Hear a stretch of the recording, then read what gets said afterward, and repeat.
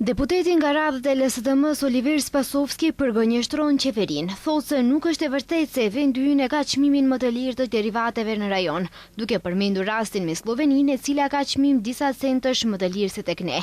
Në seancën për pyetje deputetësh ai e pyeti ministrin e ekonomisë Besar Durmishi se çfarë masa po ndërmarrin për të zbutur krizën me të cilën po përballen qytetarët.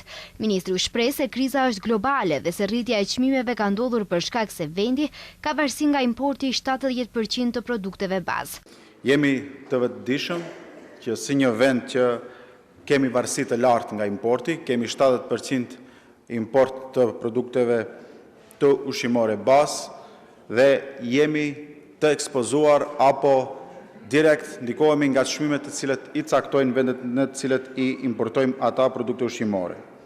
Kjo është edhe arsye pse si ministri jemi të përgatitur të ndërhyjmë me masa konkrete në qoftë se do të ketë rritje të pajustifikueshme të çmimeve të produkteve ushqimore bazë.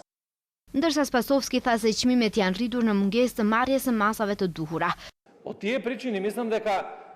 Edhe pse jemi të vetëdijshëm se kjo është krizë globale, është fakt se në Maqedoni nafta dhe derivatet e naftës janë rritur sepse nuk kishte masa. Për një javë rreth 40 denar rritet vaji, mishi, qumshti dhe vezët. Sot çmimi i specave është 300 denar, kurse i domateve ka shkuar 200 denar. Dhe kjo nuk është e saktë se e kemi çmimin më të lirë të derivateve në rajon. Dizeli në Sloveni është 1.52 euro, kurse në Maqedoni është 1.55 euro për litër.